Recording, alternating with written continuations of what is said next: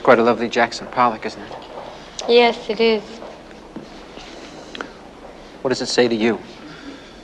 It restates the negativeness of the universe, the hideous, lonely emptiness of existence, nothingness, the predicament of man forced to live in a barren, godless eternity, like a tiny flame flickering in an immense void with nothing but waste, horror, and degradation, forming a useless, bleak straitjacket in a black, absurd cosmos. What are you doing Saturday night? Committing suicide. What about Friday night? Ah, nothing like Woody Allen for a dose of biting existentialism, coastal nihilism, and the facing of the bleak, absurd cosmos. Nothing like it. And I know Karen ass clenchers today would want to cancel me for even quoting Allen. But what is relevant, and I haven't perfected my Kevin Spacey impersonations. I think you just became my personal hero. Heck and heckety, the message is pretty Gnostic. Except it omits the part that those tiny flames that constitute man can blaze this black, absurd cosmos into a wonder of meaning and laughter. That Sophia's rescue operation has been succeeding since the universe was molded by her demented son.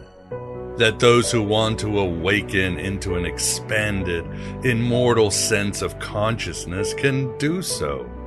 And, at the same time, those who love the material world are more than welcome to languish in this black iron prison as recycled meat compost. We have both choice and potential. So choose your Ouroboros fighter well. Sir, are you classified as human? Negative. I am a meat popsicle. Yes, Woody. It is hopeless, as the chick says in the film Play It Again, Sam. But where hope dies, imagination must live. And as the Cheshire Cat told the avatar of Sophia, imagination is the only weapon in the war against reality. In the same vein, it was Colin Wilson who said, imagination should be not to escape reality, but to create it. Such a disappointment. We can make anything we fancy in this arena of infinite promise. And this is what we come up with? Weapons? War? Surely we have more imagination than that. So welcome to Aeon Byte, to find and unleash your inner flame, your divine spark, which William Blake equated with nothing more than your untapped imagination. The awakening of any individual is a cosmic event, Clark Emery said, while I say the awakening of any individual is a cosmic rebellion. Your awakening, your expansion of consciousness, is all you need to battle the creator gods and their butt slaves in the establishment. It's what will dictate your sacred and profane purpose, allow you to choose ecstasy over entertainment. It's what will help you write your own gospel and live your own myth. As Hemingway said, there is nothing noble in being superior to your fellow man. True nobility is being superior to your former self. As always, I am Miguel Connor, your Pompadour of Gnosis, and that voice in the digital wilderness crying out for your inner Prometheus and indwelling Pallas Athena. The two figures who, yes, stole fire from Olympus and gifted each human with that inner flame. It was a gift from the Titan Prometheus. A gift that he stole. We wield incredible power. The power to transform, to destroy, and to create again. The question, of course, before us is what the hell are we supposed to do with this power?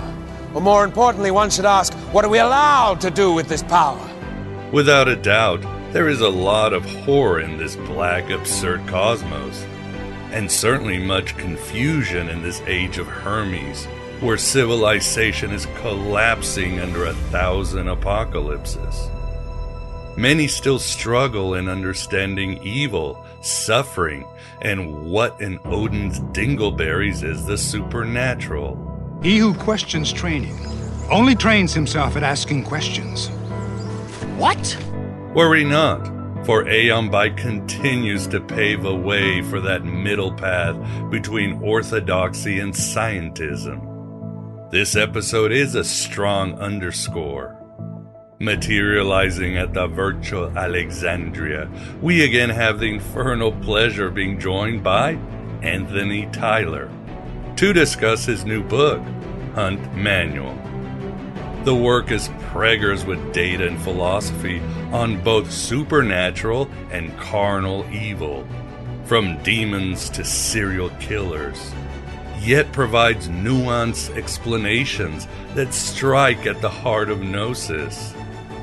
In the end, Hunt Manual is a very positive book that helps one do that essential shadow work our culture has abandoned for boot-on-the-face complacency. Those who would give up essential liberty to purchase a little temporary safety deserve neither liberty nor safety. A perfect episode to conclude the season of the witch. But please keep facing those shadows and horrors the rest of the darkening months. As Santa Muerte contends, and the ancients believed, true life is found in the womb of death. I knew a man who once said death smiles at us all. All a man can do is smile back. The horror of this bleak black cosmos. Evil. I like what Franz Kafka said. Evil is whatever distracts. Simple as that. As the Gnostics explained, the bad shit out there keeps us from looking within to our inner flame. But so can the allegedly good shit. Your money, mobile device, emotions, appetites, and career goals can also sink you into ignorance. The mother of all sin, as the Gospel of Philip states.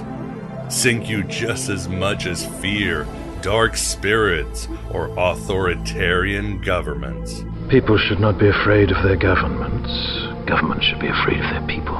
In the secret book of John, the Garden of Eden is a hypnotizing chimera impeding Adam and Eve from remembering their celestial origins. You're just like Adam. He called me and I took one of his ribs and made it into a woman. You're here to trick me. Trick you? Why are you trying to save the world?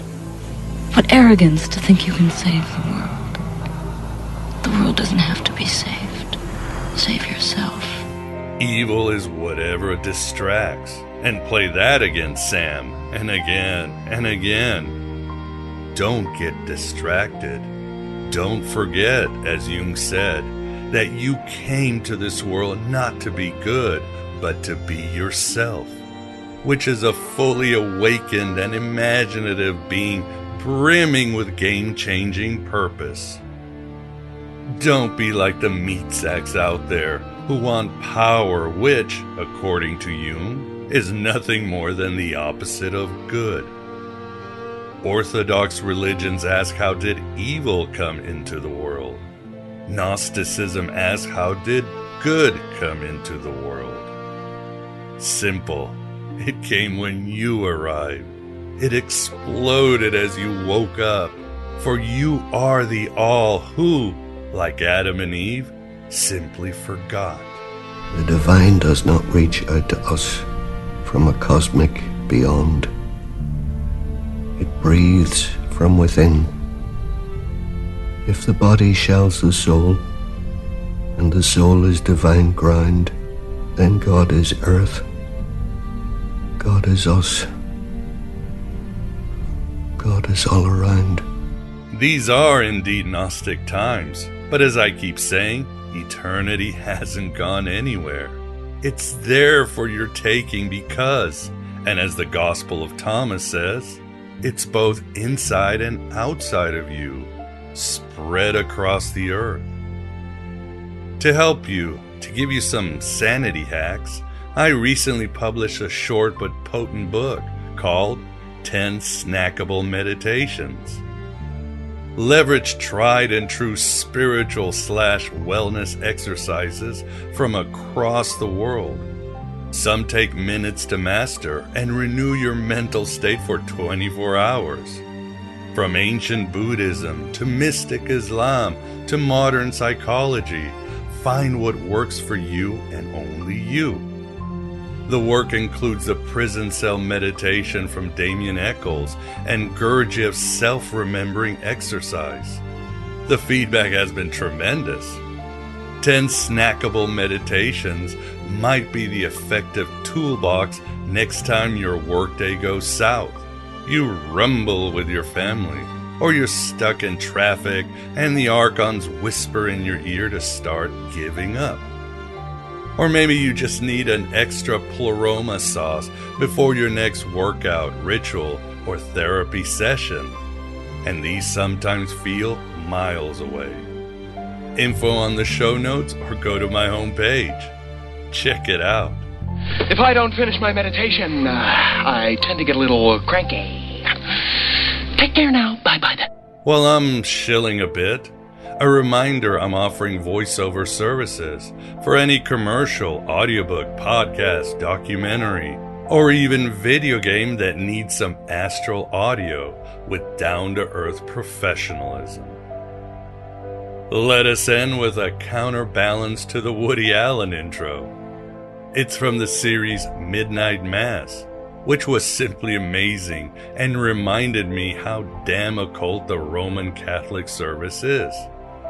I've played a lot of clips in my years, as you know, and this might be my favorite one. It's that inspiring and sublime. It's also about 3 minutes long, so if you don't want a quasi-spoiler or want to get on with the interview, skip ahead. But the clip will kindle brighter that inner flame you have that deserves to light all of creation with so much wonder. I remember that every atom in my body was forged in a star. This matter, this body is mostly just empty space after all, and solid matter? It's just energy vibrating very slowly, and there is no me. There never was. The electrons of my body mingle and dance with the electrons of the ground below me and the air. I'm no longer breathing. And I remember there is no point where any of that ends and I begin. I remember I am energy, not memory, not self. My name, my personality, my choices all came after me. I was before them and I will be after, and everything else is pictures, picked up along the way. Fleeting little dreamlets printed on the tissue of my dying brain. And I am the lightning that jumps between. I am the energy firing the neurons, and I'm returning. Just by remembering, I'm returning home. It's like a drop of water falling back into the ocean, of which it's always been a part. All things, a part. All of us, a part. You, me, and my little girl, and my mother, and my father.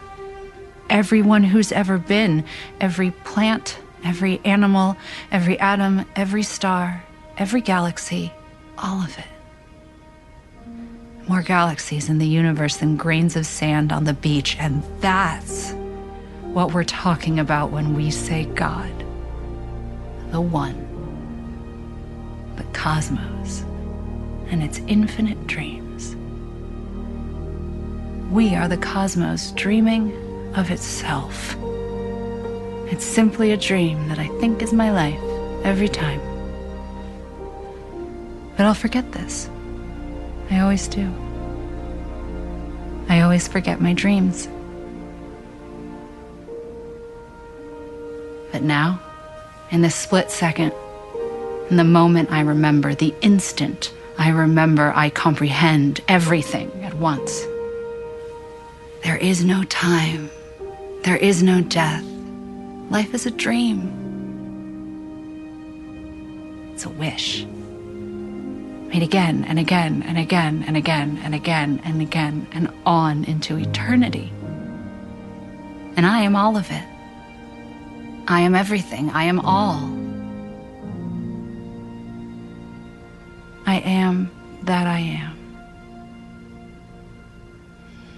This is the Aeon Byte interview. And with us, we have the pleasure of being joined back again, as always, by Anthony Tyler, this time to discuss his new book, Hunt Manual. Anthony, thanks for coming back on the show. Thank you very much for having me back. It's always a pleasure to talk with you both. Always glad to have you here. We had a great time with our Halloween special last year, and this is sort of a sequel, maybe a prequel, who knows, but good season of the witch topics and just good esoteric stuff that you put out. So look forward to sharing that gnosis. And with us too, we've got the Moondog Vance Sachi. Vance, how are you? I'm okay. You know, every hunt needs a good dog, so here's the Moondog ready to go. There you Excellent. go. And the pun of the day. Awesome. Well, Anthony, tell us about why you decided to write this book. Your first book is Dive Manual. This is Hunt Manual. What's the difference between diving and hunting? It's a good question. It's a good starting point too. Well, the general mindset for Dive Manual was everything to do with the divine feminine in many ways. It branches out a little bit, but the divine feminine, definitely the core element. And this Hunt Manual, the core element with this one being the shadow specifically. So everything to do with the shadow, and that immediately becomes a tangled web, but it was a tangled slinky, maybe more precisely. But I had a lot of fun trying to just unknot it a little bit, because it's such a, I mean, if you really want to follow the Jungian shadow to its logical ends, as you know, as we can see it so far from our vantage point, with everything, with it generally representing, the chaotic side of our psyche and that which we don't fully understand yet, but are processing cognitively on some level. Well, long story short, that ultimately, if you're seeing that through to its logical ends, that has to play some sort of role in us understanding unexplainable phenomena. I mean, just really by definition. And I mean, Jung was stabbing at that before, especially closer to before he died. And, I have in this book, just like Dive Manual, and if anyone's heard me talk, I have like my classic choir of sources in the background. Like I go through a lot of different material, and I have the sources in the bibliography, but my favorites as always are Jung, Manly Hall, John Keel, and this one in Hunt Manual, more so than Dive Manual, I throw good old Jacques Vallee into the mix a bit as well. So, the shadow first and foremost, and what the hunt allegory being, so if the dive is kind of like, the hermetic tradition of the divine feminine sort of being the water and the ocean itself, among other things. This whole shadow complex, the Jungian shadow, being typified by everything we just discussed so far, really seems to, there's no other way to really articulate it than that sort of hunt process. And that's something, it's not summed up easily in just one sentence, because, the vantage points of the hunt get into predator and prey and good and evil and horror. And, first and foremost, I guess, as a good starting point, like what really is good and evil. Right. And yeah, I mean, that's quite a tangled web. And, to set the stage a little bit, because you really can't talk about demonology or the unexplainable without trying to lasso what evil is. Yeah, we certainly want to get into all these nuanced topics, Anthony. And I think you hit it on the head, especially when you bring in individuals like Jung and Vallee and Keel, who are trying to figure not just finances, but I think all of them are trying to figure out a middle path, a new language, how we can deal with the unexplainable out there, the other.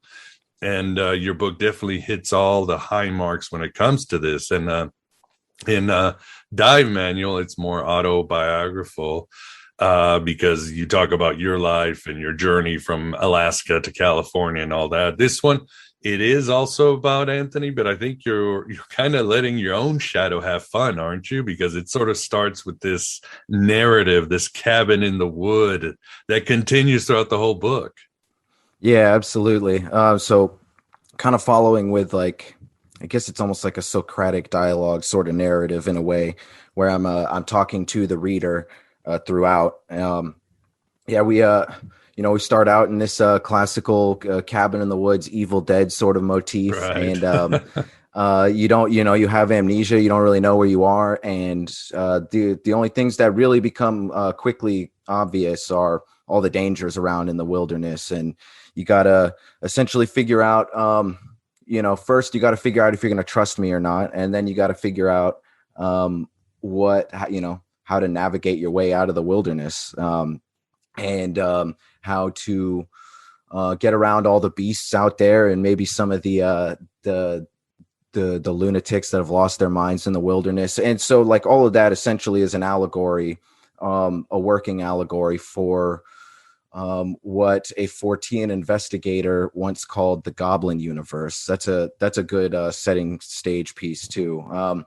Now, for anyone who's not familiar, this is a really obscure book that very few people have read. I haven't even read it because it was only in print for a short period of time, and it was published. It was a rough draft from a Fortean investigator, Bob Holliday, and it was published posthumously. And so it's a rough draft, and it's not, it doesn't have all its T's crossed and things, but it's a really interesting premise, and I think he was the first one to really kind of articulate this unexplainable phenomena correlation to the shadow complex. And he gets into, there's one bit that the book is kind of famous for, people still recognize it for, is Bob Holliday and two Catholic priests go out to Loch Ness and attempt to exorcise the loch from Nessie. And I think that's not quite the right way to go about things, but it's very interesting, and I have a lot of respect for it.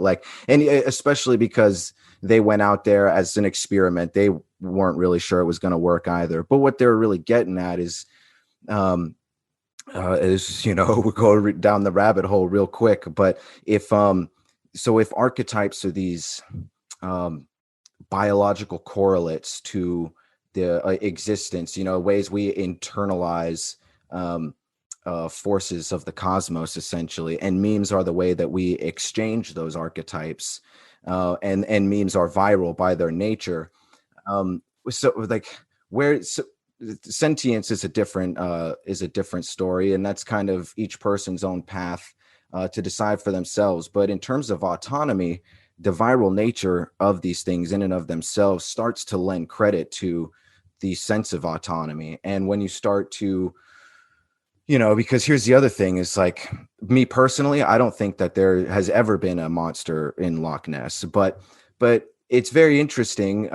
This whole growing mythology of it, it's been around for so long. And the more you look at, things like cryptozoology, which is, part of the umbrella of Forteana, you see that the interesting thing, at least to me, and I think to a lot of other people, is not so much whether or not these monsters or animals are real half the time. It's what's going on here. Even if they aren't real, there's still something here, real in the traditional sense, flesh and blood. There's still something going on here. And in terms of the, we've talked about heuristics in the past when I've been on the show with you, and this sort of trial and error education process that birthed the scientific method and empiricism as we know it, but it had its flaws because it is trial and error, and it's using the imagination for trial and error, and you can't take those things literally sometimes, but that doesn't mean you can discount them either. So I mean, to ground it a little more, Loch Ness is a fun example, but if we're getting into like really some seriously hard data, because all of Hunt Manual, a lot of the subject matter is actually, if it's not like existentialism like Jung or Keel, it's a lot of police reports and stuff. And because, I'm not trying to mince words or anything. I want to get down to, so the closest we can get, because I don't think anyone's going to have the answers to these things. But I think we could definitely draw further comparisons and, just slowly chip away at the unexplainable. I mean, that's the part of the human experience in and of itself. You chip away at it slowly and you find more and more common denominators. And I mean, the common denominator here, if you're the real ultimate starting point, and like probably the biggest recurring theme throughout the book, was a notion that kind of grew on me over time as I was just looking through all this different sort of subject matter. And it was a seed that I kind of planted with Dive Manual. And not only it is 2 chapters, the one about actually I think they might have been in the same chapter. Point being, I had 2 bits in Dive Manual, one about sleep paralysis and one about Ramachandran and the phantoms in the brain, and him using basically like mirror trickery to like legitimately heal people of their phantom limb pains and stuff. And so you get into mirror neurons and the like real heuristic value of the projection process, and how the projection process, not just in a philosophical sense, but in a very literal neurological sense even, holds some real underpinnings to like trauma. It's like a gateway to trauma and catharsis. I've heard hypnotists in peer-reviewed studies talk about how hypnosis and the unconscious mind essentially is the gateway, or one of the gateways to the nervous system. And I mean, there's a lot of data to show this. And so you look at dreams, you look at things like sleep paralysis, because the science behind sleep paralysis certainly fits in this model. And you look at phantom limb, and you look at these other things, and you see there's a recurring pattern happening, and there's some sort of purgative quality to it. Keel, he touched on this, talking about the Mothman prophecies. It wasn't just the Mothman that he put this prophetic sort of omen quality to. I mean, that was pretty much like Keel's takeaway to unexplainable phenomena in the long run, was there's some sort of omen quality to this. And, that's something that, Jung, he obviously wasn't trying to get into the like Fortean phenomena too much, because he held, he was a scholar first and foremost. And, but I mean, even he got into UFOs, and if you take his opinions on mythology and UFOs, I mean, you really get the same idea right there. And right. Hall was talking about the same thing. And when it comes to cryptozoology and things, you really can't separate them from mythology to begin with. You're talking about like the viral nature of the meme, and you take it back to the Loch Ness bit for a minute, and you see that there's something very interesting going on here. There's some sort of transference, certainly some sort of purgative quality. And I don't know. I mean, I could keep rambling, but I'd like to give you guys the floor a little bit. Yeah, no, well said, my friend.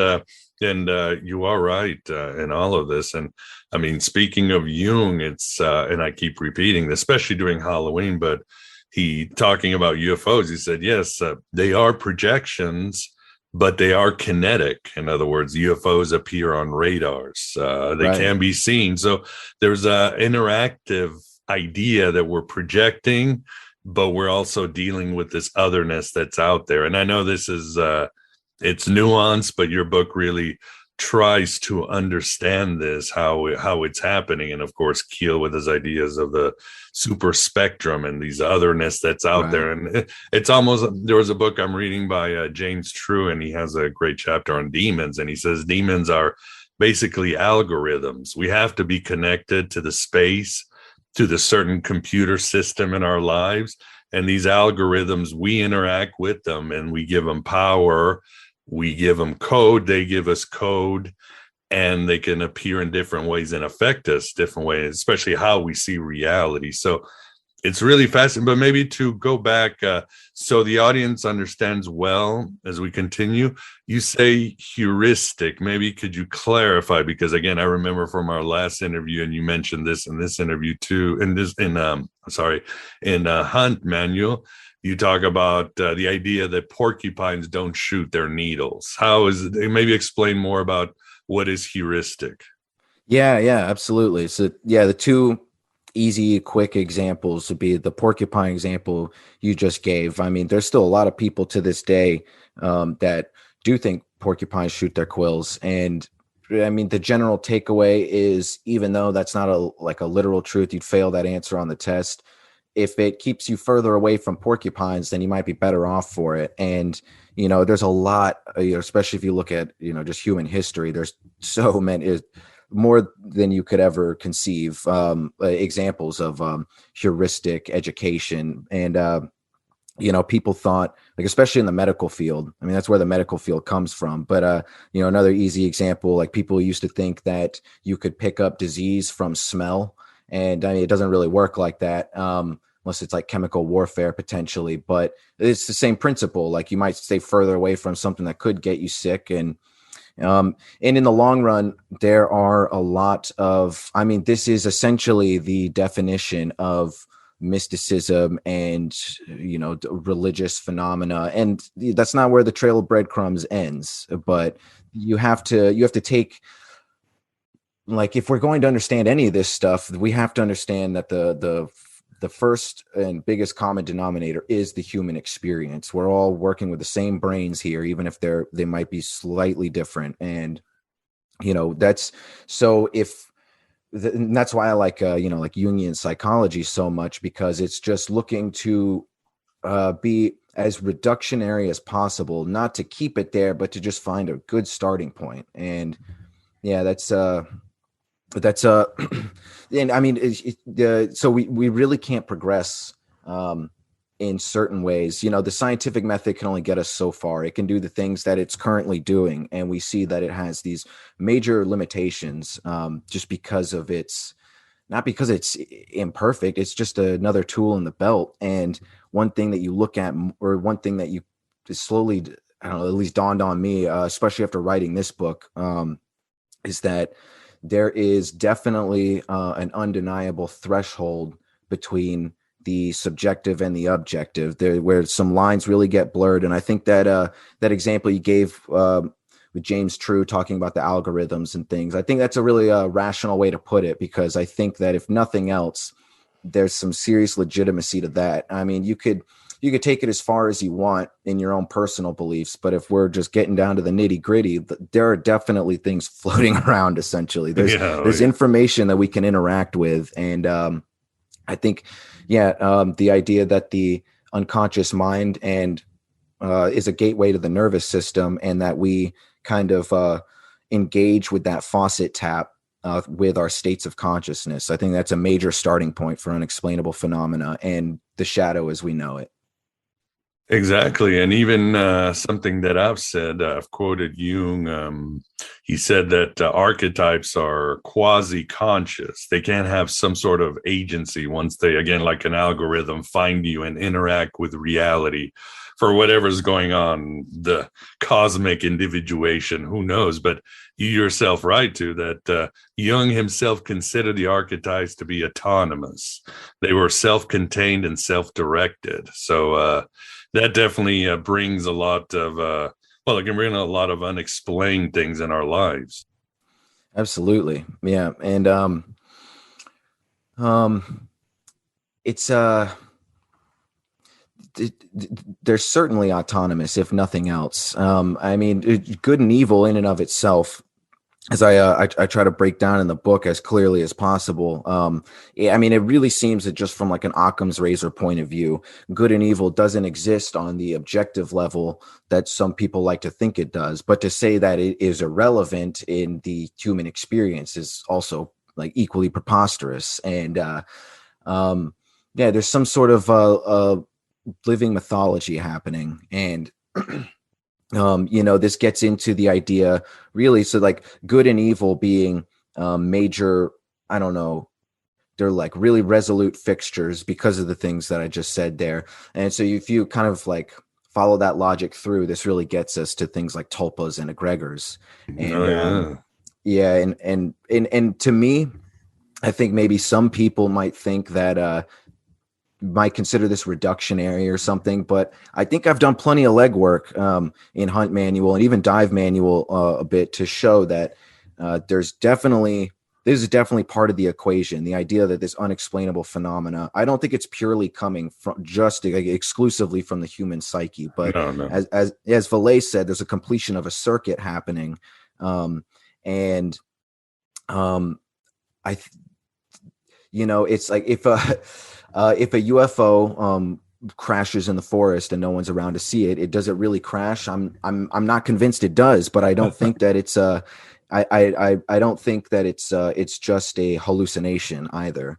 And this gets into other stuff like what I would call, I think this has been used by other people as well, transphysical phenomena. And because I don't know where it comes from. I mean, there's some, in my opinion, it all stems from this, what we're building on with the nervous system and things. But in the long run, I mean, who knows what's really happening there? But when you look at things like the police reports for, I have police reports for poltergeists and some Sasquatch, man. And I got your book is full of data and stories objectively recorded, like you said, by police, eyewitnesses. It's there's something out there. Yeah, absolutely. Yeah. You look at it, only takes one truly unexplainable case to kind of break it open. And when you look at just, I don't even know how many cases I have in there, but maybe like, because I talk like police reports specifically, there might be up to like 10 police reports of really wild, unexplainable phenomena in there, where just even the skeptic, like you have to be convinced that there's a conspiracy here to sell books or something. And a lot of times that doesn't hold up anyway, even though that is true with the case like the Amityville Horror, as far as I'm concerned. You got to sift through, you got to separate the wheat from the chaff here. But there's the most one of the like punchiest police reports, like just in terms of how interesting it is the Church Street Poltergeist police report that came out of St. Catharines, Canada at the end of in the mid 70s. And I mean, the police officers were investigated that extensively because of complaints from the surrounding neighbors in the apartment complex and like potential child abuse and things, because this kid was getting slung around a room. And the police came, and none of these officers are paranormal enthusiasts. None of this family ever sought anything on public record. They've all stayed away from public record. But I mean, after a 28-day ordeal that ended up getting leaked to the public and, made it into like big nighttime talk shows and stuff as headlines. The police officers say in the police report, like, after all of our investigation and after everything we've witnessed, we have no other explanation, all of us, except for the fact that this child is being affected by a poltergeist. We've seen this kid slung across the room with our own eyes. We've seen things dart all around the room. We've witnessed police officers sitting on couches that levitate for no reason in the household. You can't make this stuff up. And this is, again, in the police report. So, I mean, at a certain point, like, I think it's good to be skeptical, but then we also have to just kind of, again, no one has all the full answers, but kind of in that classic Fortean tradition, that sort of Charles Fort Book of the Damned, it's just like, look, here's evidence, there's something happening. So yeah, and I mean, that's just the beginning. It gets into all sorts of the serial killers and cult leaders. We definitely want to get into all of that, because again, your book was just, I couldn't put it down because you give so many good ideas. And like you said, or this reminds me of what Vallee once said, is when you're talking about aliens or extraterrestrials, disregard their ontology at your own peril, In other words, if you're in the woods and you see those lights coming, you just ignore them and write them off. See what's going to happen to you, or or things are moving in your house, or you see the two red eyes in the woods. It's like, no, you're in the hunt. You are being hunted. So, and there's no way out. Once you're in, you're in, man. That's such a great quote too. Yeah, and just backing up before we continue, you mentioned Goblin Universe. What's the Goblin Universe? David Bowie? Yeah, I was making that point, and I veered off to the Loch Ness a little bit, but it's good because we've done all the legwork explaining it. The Goblin Universe was the name for what that Fortean investigator that went out to Loch Ness, it's what he called this threshold of the human shadow complex and unexplainable phenomena. So he said that is the Goblin Universe, this sort of etheric dark side that basically encapsulates the hunt, whether you're on one side or the other. And that was not an initial inspiration for me writing this book. And after being done with the first draft and, kind of like sitting on it for a minute, thinking about things, that was when I came across Bob Holliday's book, because I don't think anyone can really find it, not unless you're like a book collector. You could find it on Amazon for like $600. I don't think it's worth that. Yeah, because it's just not many copies. But you could find like a good podcast about it. There's a popular podcast some of your listeners are probably familiar with. Last Podcast on the Left. It was like Adult Swim sponsor and stuff, but they get really into the horror and esoteric and stuff. So if you're interested in any material in the Goblin Universe book, you can find them. Do a pretty thorough dive into it, but I mean it's an idea that is, if it's found anywhere, it's found amongst chaos magicians, it seems, because they seem to be the most receptive to. I mean, like ultimately, what I'm kind of stabbing at here is, because I very much appreciate chaos magic, but I also very much appreciate tradition. So I kind of walk that fine line, but I do very much I think the evidence shows that there are obviously ways of interacting with metaphysics, the physics of the psyche. There are ways of doing that aren't currently like cataloged. Not everything is cataloged in the esoteric tradition, and I think that we have like essentially the building blocks for things, but there's a whole bunch of different ways to skin a cat. And, I think people, I think there's the sense of the fact that unexplainable phenomena seems to follow our, the human experience and kind of reflect our imagination in ways is I really don't think that you, can understand the full picture without considering that either. Because that doesn't take away from the reality of it, in the ways that we're talking about and the James True algorithms and things. But I think these things certainly aren't flesh and blood in the traditional sense at this point. And if anything, they're very much like the tulpa or the egregor. I don't know if you guys or any of your listeners are familiar with this, but there's are you familiar with the what is it called, tulpamancy and the My Little Pony fandom, the bronies that started developing tulpamancy? This is I gotta hear this. My Little Pony. Seriously, yeah. So not Hello Kitty though, right now. It's pretty wild.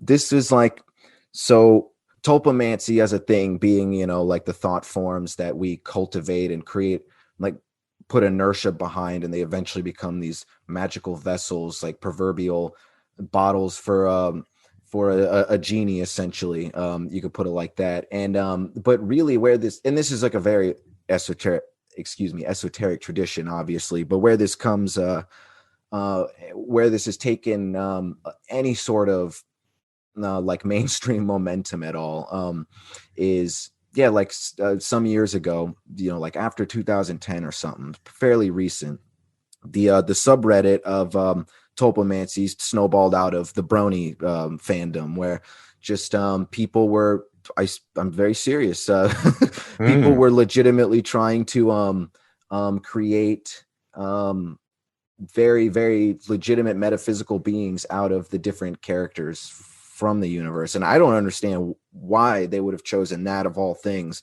And I think, if anything, I like the example because, I find it a little humorous, but I'm also not going to sit here and say that they're all lunatics. I don't think that. I think that they're probably getting some sort of use out of it, at least on a basic level. And this kind of gets us into the threshold of the gray area between truly unexplainable phenomena and hysteria. Because, I think that in some way, before we get into hysteria specifically, building up to that, I think that in some ways working with these things, like, this is getting really theoretical here, but if people want to hear metaphysics, we're going to get into it. Yeah. So, I think, especially as far as your audience is concerned, they understand the significance of the tulpa and the egregor. They're not super skeptical about that. So what if, those things are the proverbial bottle for a genie? And what if a lot of these things, in the same way that dreams are, like, they're poignant allegories, even if they seem surreal at times, they might just be poignant allegories from our unconscious mind. And I think that is probably where it begins. I think that you have to have that fertile ground to start with. And that's where this whole shadow complex and the nervous system and things comes in. But I very much think that after looking at the data and looking at all this crazy head scratching, just where does this physical stuff come from? It's just coming out of nowhere. And, there very much seems that I think if you give enough momentum to a thought form, whether it be the singular tulpa, coming from like an individual person, or the egregor being the collective, I think that, you can create the bottle for the genie. And I think that in some cases, things that are probably far more potentially sentient and certainly more powerful than we understand probably work their way into that process. Oh, no doubt. I think so too.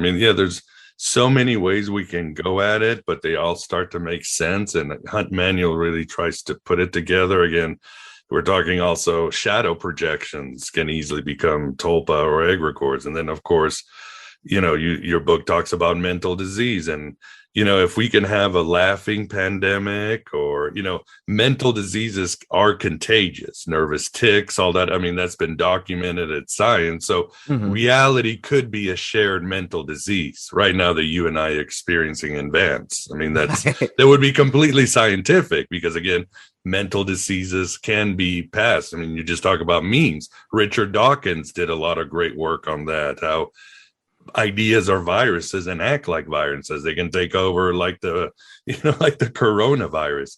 So Absolutely. There's so many ways we could see it. But again, we're trying to find a new language, a new view of this and everything else. So what do you think, Vance? You've obviously been a proponent saying very well that math is simply a tool to describe reality. So is science, but it's far from, there are many more tools. What do you think of all of this? Well, it starts with the question of what's real. Mm-hmm. Philip K. Dick, it's still there when you stop believing it. Yeah, so that could be. And, how much do we project? How much is being projected into us? Is there, us, all that's all, wrapped up in that. But I think another thing more grounded is there ESP? Because if there's ESP, a lot of this stuff is more explainable, as a network of conscious beings with the ideas flowing between them, not just in verbal or visual means, but through telepathy. Mm-hmm. And then poltergeist the other way around, that's a short set of thoughts about all this. I could talk a lot more, but that's what I got for right now. And what do you think of UFOs, extraterrestrials, Vance? Well, I think that there's many different phenomenon in back of the UFOs. I think there's a reality of some sort out there. Oh, one thing is we all are forced to perceive through our unconscious. Like, it's like none of us is consciously constructing what we see through our eyes, what we hear in our ears. It's all interpretation, and that interpretation happens in the unconscious. So when you see something up in the sky, you can project what you expect. And some people think they're spaceships, and some people think, like in the 1800s, they thought they saw sailing ships up there. They didn't have any concept of spaceships, but now we do. Now we think about spaceships because now we've created them, so we project that out there. So, but that doesn't mean that they're not there, that we're making it all up. Right. Absolutely. Yeah. So, another thought I had is there within the unconscious, and I just realized this, hearing you guys talk, there's a counter Fortean force in the unconscious. In other words, a reality of not wanting to believe in anything but the common social idea of what reality is. And that is in part of the collective unconscious, the idea of restricting reality to what we can handle, or because you got to realize people with that believe in magic and whatever, they live in a much more complex universe. There's a lot more threats. People can curse you, people can send their tulpas or egregores after you, and there's a lot more to deal with and to be afraid of, which kind of brings us to Halloween. Yeah, well said. Yeah, I think, it's a survival mechanism. I tell my kids, we're safe, believe this, they're going to do it, so the pack can continue. So that is part of it, safety. And of course, your book, Anthony, deals a lot also with chaos theory, and how there is chaos out there. And do you think part of today's malaise and psychosis is twofold, that maybe we don't want to deal with chaos, Anthony? We certainly don't want to deal with our shadows. Why Halloween is so popular? Because it's a one time out of the year that we can allow chaos and the shadow to come out and do what it must do. Yeah. And that's certainly why it's popular, I would say. And I think that people just don't have a very, they often don't have a healthy relationship with their shadow. And that doesn't seem to be a new thing. Like on Twitter. Yeah. They just throw it out, and they don't integrate it. And then it becomes these, talking about egregores, it turns into these weird egregores that are called trending hashtags, Oh, yeah. It's bizarre. It really is. Yeah. It really is. I think the people, one of the biggest, it's not even really a conscious mistake people make, but I think it just, I guess, has to do with some of our cultural programming. It seems that, and I think a lot of this stems from the Abrahamic tradition, where bingo, good and evil. Evil is associated with wrong, and initially that follows through. Like something that something that is evil might also be wrong, but essentially not everything that's wrong is evil. And a lot of people don't take the time to separate those semantics and really kind of like, I don't know, let that come to fruition in their minds, because if you do, then it, that's kind of where the whole allegory of the hunt is tied in. It's not, like you could take it as simply as, some sort of Native American ritual and like making sure you don't waste everything. But and you can go into like even like cryptozoology from there. But in the long run, it's really just the vantage point from like the difference between, like where do the tables turn? How do they turn? How do people get caught up in evil things? And how much of people are evil? Is it bred in us? And I mean, I think, along the difference between wrong and evil, like this is one big takeaway that I found pondering this concept. I mean, it really is just so simple as sometimes when you feel the most self-righteous and just the like you're the most justified, that's when we truly become the most evil sometimes. And in the moment, it's just a classic part of the human condition. It's almost like antithetical to be worked up with that justification or self-righteousness and when we're in that moment, we like biological hardwiring don't want to take a step back. We don't feel it's necessary. And, it's also sometimes just as simple as overcompensation. Like, just because you are justified doesn't mean that you're justified to take it to the fullest extent. Because, I could put it like this, just a little cherry on top of that, like, ethical philosophy and stuff. Like, I really, before writing Hunt Manual, I used to say as a joke, like, I think that Batman's the real villain because he won't kill the Joker already. And there's a little bit of truth to that. I definitely still kind of resonate with that perspective a little bit. But you gun to my head, like, truthfully, I mean, our ethics and our ideals, like even taking it so far as Platonic ideals and so forth, and this also gets into things like tulpas and egregors or whatnot. I mean, those are really the only things that separate us from the truly mentally ill, because I mean, the consensus reality is a mental illness. If you want to, be real about it. I mean, it's like, it's all just this weird fantasy land, this like ongoing story arc that people just live instead of writing. And 9-to-5 job, the government will take care of us. Yeah. Love America. Yeah, it's all an interesting delusion. yeah, absolutely. And sometimes the only thing that, some of the only real objective truths, I guess you could say, like takeaways, is, I do think it's fairly evident that it is like not only existentially best and like ethically best, but even biologically, just the whole kind of live and let live thing. Like, it makes sense.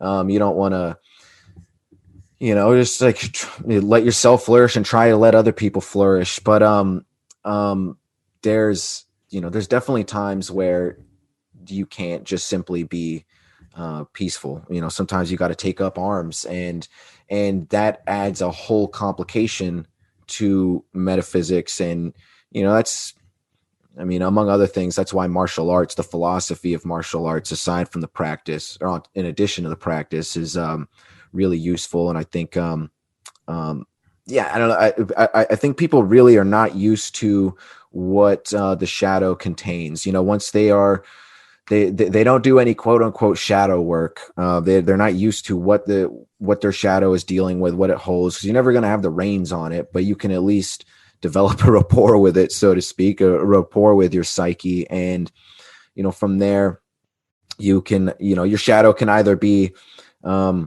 like Mephistopheles, leading Faust on his insane and debaucherous quest, or it could be very Virgilian, leading Dante through purgatory and hell.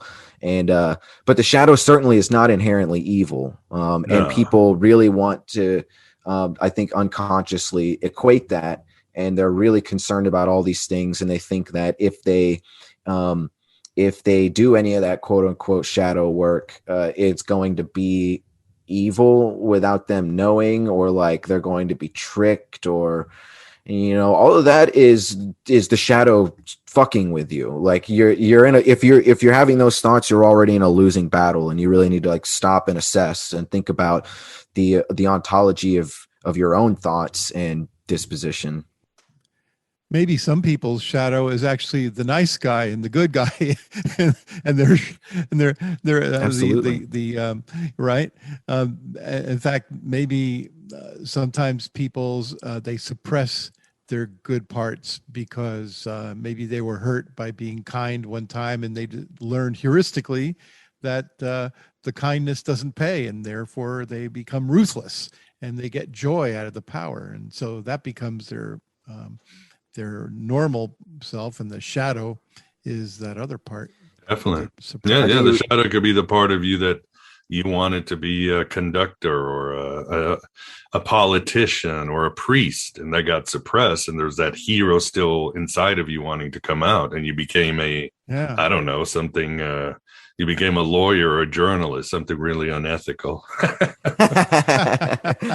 No, you really hit the nail on the head, because there are things that, we should like vanquish, so to speak, within the shadow.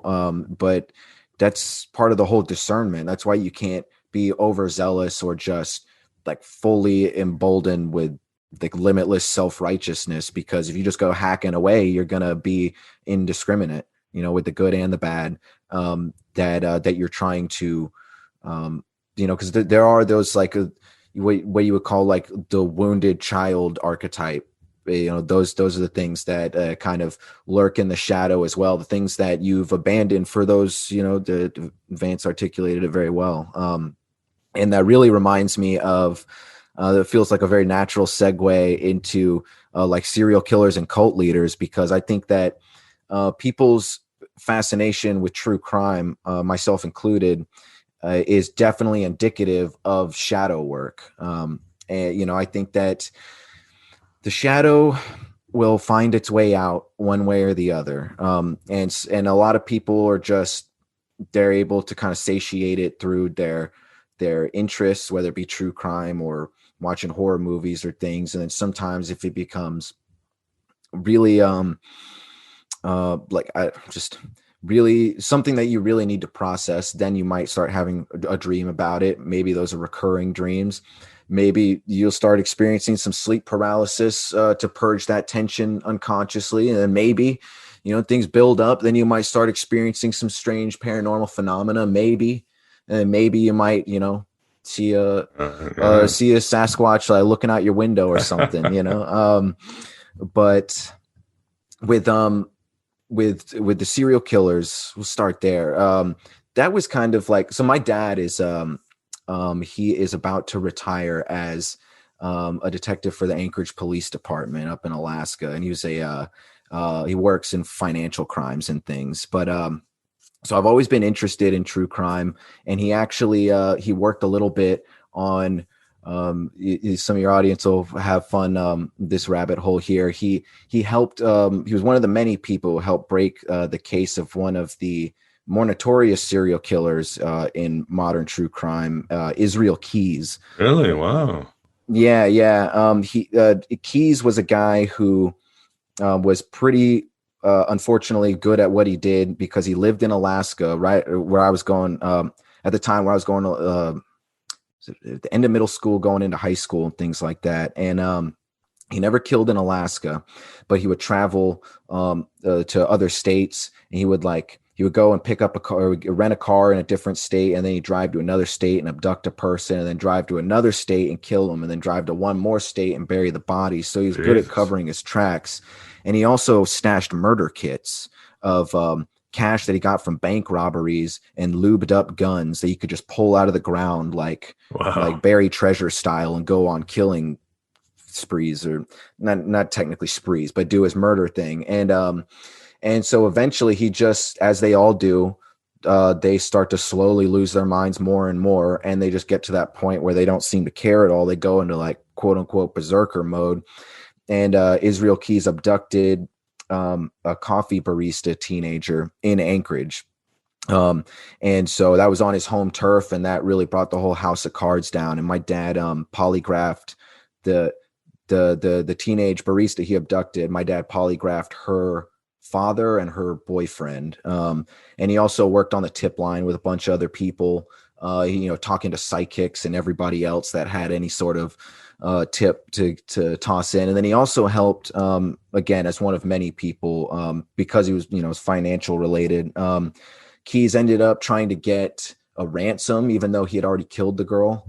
And he did get that ransom at first, but something happened with the transaction, and he got screwed and was only able to use an ATM. You can only get like $300 out of an ATM at a time. So they were playing cat and mouse with him, and eventually they caught him through the ATM transactions. But so that's an interesting story right there, because I honestly, I didn't even know that story until a while. My dad doesn't talk too much about his cases or anything. And, but naturally, since my dad's a cop, I have an interest in true crime, and talking with him about serial killers, he eventually told me that. And after hearing that, it's like, I'm already into esotericism and philosophy and these things. And, it's like, I want the next book to be about the shadow. So how could I not talk about some true crime in there? It's just a perfect opportunity. And the logic follows. And Keys was into Satanism, right? I think that you said that he in your was. book. Yeah. He absolutely was. Yeah. And not as much as it seems like Richard Ramirez. He definitely was into the occult. Yeah, but even them, time. I don't want to be like some fundamentalist Satanism. I mean, there is a commonality with serial killers, and please correct me if I'm wrong or add to it, because I've also read, and they are at a young age. Even Bundy had a fucked up childhood. Mm-hmm. Their psyches are broken. They already have some sort of sense, and as their psyches break, I think something comes into them, because many of them, they hear voices, they had weird relationships, they had paranormal activities. I mean, there is a commonality with these serial killers, right? And then they deal into the occult, and of course that amplifies things, and God knows what comes out and transforms them. Yeah. That's the thing is, if I'm gonna tackle a subject like this, I want to be, I want to like take it as far as I can, but the last thing I want to do is be sensationalist. So I want to be very Occam's razor slicing through all this thing. And, it's real easy to say, get on that fundamentalist high horse and be like, the devil's in them. But the more you look into it, again, it's just more head scratching material where you're like, hold on a second, what's going on here? So you can put all the pieces, but there's one or two pieces you can never put there. You just exactly can't. And if you want to go at this, because possession, if you want to talk about like demonic possession with serial killers, it's not off the table. But as I frame it in the book, you don't really need. Obviously, there's a lot of bullshit that could be tied up in that, so it's easy to get veered off, and that could be like a little bit of a red herring, but it's a red herring because it's never something you can fully take off the table if you're someone that's interested in metaphysics. But even from a metaphysical point of view, you don't really need to get that far. All you need to do is, if you're just looking at like archetypal demonology and all the legwork that we've put in this conversation so far, like it certainly seems that there's because of the trauma and the fact that the unconscious mind is again a threshold to the nervous system, and people definitely get to this point where just essentially they've decided that however they decide to externalize it, they've decided that they're just going to flip the table. Like it's really the extents that come from it are very mind-boggling at times, but the initial premise really is pretty simple. These people are just so like occasionally you could find just a real psycho, and that's like someone that potentially seems to be born that way, but there's really no way to know for sure. And regardless, even if it's just the vast majority of these people have, I talk about this in Hunt Manual a little bit. There's like the golden rule is kind of not so much, or not just do unto others as you would have done unto you, but like you will do unto others as you would have done unto you, like unconsciously, whether you realize it or not. And if you have never been, I think that all humans initially are fairly, I think that we are, it might take some discipline to become like super loving and nurturing, but but we're definitely not like just evil. And but you need to be disciplined and just brought up the right way. You need to, because otherwise, if you don't have any sort of ethics instilled in you, then how are you supposed to? For example, other people. You write about Richard Kuglinski, and I was like floored because I watched a documentary on him, and he was just he was a hitman who was a serial killer at the same time. But while he was in jail, they talked to him, and the psychiatrist basically said he was born without empathy, and he was a complete psychopath. The difference is, the psychiatrist said, is that he was really abused as a child. So intellectually, his ethics were completely warped. He was like a little kid killing. And he said, if you had been raised right, you would still be a psychopath, but your ethics would have sent you, instead of being a mafia hitman, you would have been a firefighter, a jet pilot, somebody who loved death and violence, but still wouldn't hurt other people, because ethically, mechanically, you would know not to kill other people. You would just been a soldier or something in the front line. So I think you're right exactly about that. Yeah, that's a great way to put it. And yeah, it really boils down to obsession. You know, some people obsession with the essence of the hunt, because you know the hunt is ultimately an inward experience. You know, there are the times of self-defense and you know some art of war type action, but you know, like that is self-defense. I mean, the real hunt is inward, and the purgative, you know, purification of yourself, searching for gnosis. And I mean, like archetypal demonic obsession, you know, fundamentalism aside, it really is just that pathological obsession with making sure that you are never the victim ever again. And a lot of people have that mentality in their daily lives, and it's one of the worst, most toxic mentalities you could have. But and most people, you know, just kind of leave it in like a state of pessimism and woe is me. But then some people really take it to the extent of the serial killer. And you know, again, I don't. So you know, like we talked about evil and you know, dogma and things like this is not a some sort of like overt condemnation of Satanism as a whole, because I don't advocate Satanism per se, but I mean we've talked about this a little bit in the past. Like Satanism is not hardly what people people on the outside think it is. I mean, most of it is theatrics, getting they're trolls, you know, they're just getting Christians riled up as a joke, and and somehow Christians still haven't figured it out. I don't know how they haven't figured it out. They're the punchline, but anyway, I digress. So that's where I'm coming with this stuff. But even that said, dogma aside,